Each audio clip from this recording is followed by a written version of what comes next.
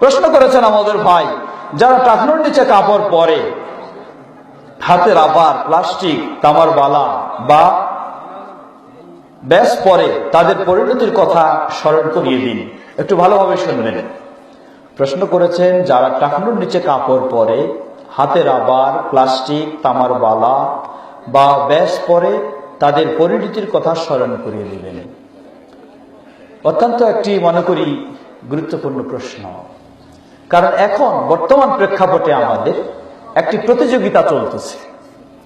যুব সমাজের মাঝে একটি প্রতিযোগিতা চলতেছে। প্রতিযোগিতা কি?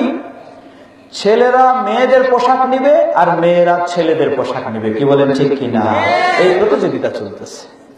এজন্য দেখবেন যে মেয়েদের গলা, বিশেষ করে রাজধানীর বুকে দেখবেন মেয়েদের গলায় কোনো চেন নাই। চেন আছে কার গলায়?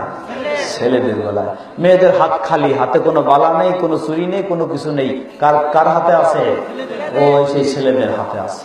এমনকি মেয়েদের কানেও দেখবেন দুল নাই, দুল চলে গেছে কার কানে? ছেলেদের কানে। তাহলে মেয়েদের পোশাক হবে টাকনুর নিচে, একদম মাটির সমান সমান। কিন্তু মেয়েদের পোশাকটা দিনে দিনে কি টাকনুর উপরে থেকে আরো উপরের দিকে উঠার সুযোগ নিচ্ছে।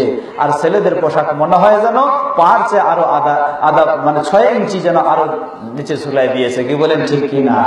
তাহলে প্রতিযোগিতা চলতেছে। এই প্রতিযোগিতাকে অত্যন্ত ভয়ঙ্কর এবং জঘন্য।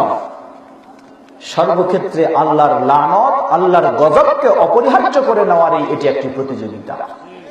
সহিহুল বুখারীর হাদিস স্পষ্ট ভাবে এসেছে, লানা রাসূলুল্লাহ সাল্লাল্লাহু আলাইহি ওয়াসাল্লাম, লানা রাসূলুল্লাহ সাল্লাল্লাহু আলাইহি ওয়াসাল্লাম আল মুশাব্বিহিনা বির-রিজালি আল মুশাব্বিহিনা বিন-নিসা মিনার রিজাল।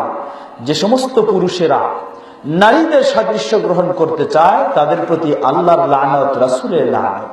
ওয়াল মুশাব্বিহাতি মিনান নিসা বির-রিজাল।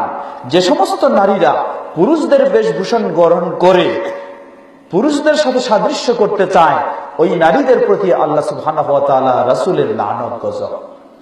তো বিশেষ করে প্রশ্ন করেছেন যে ছেলেদের পায়ে টাকনুর নিচে প্যান্ট পরা, পায়জামা পরা, পাঞ্জাবি পরা, সবটি যারা পরে থাকে এবং তার মাঝে একটা দাম্ভিকতা ভাব যদি থাকে, অহংকার ভাব থাকে, তাহলে তার জন্য 4টি শাস্তি। এর অর্থ শুধু ছেলে নয়, একজন বৃদ্ধ মানুষেরও, একজন যুবকেরও, প্রতিটি পুরুষের 4টি শাস্তি। তার প্রথম শাস্তি হলো লা ইয়ানজুরুল্লাহু ইলাইহি ইয়াউমাল কিয়ামাহ। কিয়ামতের দিন আল্লাহ সুবহানাহু ওয়া তাআলা তার দিকে দৃষ্টি দিবেন না। দ্বিতীয় শাস্তি, আপনি যতই সালাত আদায় করেন, যতই দিনের কথা বলেন, আপনার পোশাকটা যদি এই ধরনের হয়, টাকনুর নিচে ঝুলছে, এটা স্বেচ্ছায় আপনি রেখেছেন, তাহলে কিয়ামতের দিন আল্লাহ আপনার দিকে দৃষ্টি দিবেন না। আপনি ইমাম হলেও, খতিব হলেও, আর যাই হন না কেন। দ্বিতীয়, ওয়ালা ইউকাল্লিমুহু। আল্লাহ সুবহানাহু ওয়া তাআলা তার সাথে কিয়ামতের দিন কথা বলবেন না। তৃতীয়, ওয়ালা ইউযাক্কি। আল্লাহ সুবহানাহু ওয়া তাআলা কিয়ামতের দিন তাকে পবিত্র করবেন না। চতুর্থ, ওয়ালাহু আযাবুন আযীম। কিয়ামতের দিন তার জন্য রয়েছে কঠিন মহাশাস্তি, তার জন্য জাহান্নামে প্রস্তুত রয়েছে। সুতরাং বিষয়টি ভাববেন।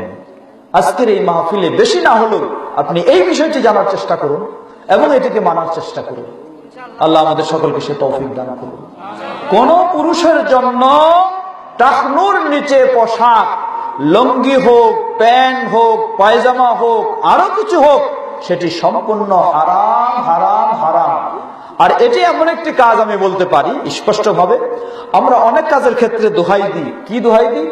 যে রাষ্ট্রীয় কারণে এটা কাজ করা যায় না, প্রশাসনিক কারণে এই কাজ করা যায় না। কি বলেন, ঠিক কিনা? কিন্তু এই কাজটি এমন কাজ, আপনাকে রাষ্ট্র কোনোদিন বাধা দেয়নি যে আপনি টাকনুর উপরে পড়তে পারবেন না। বাধা দিয়েছে সরকার?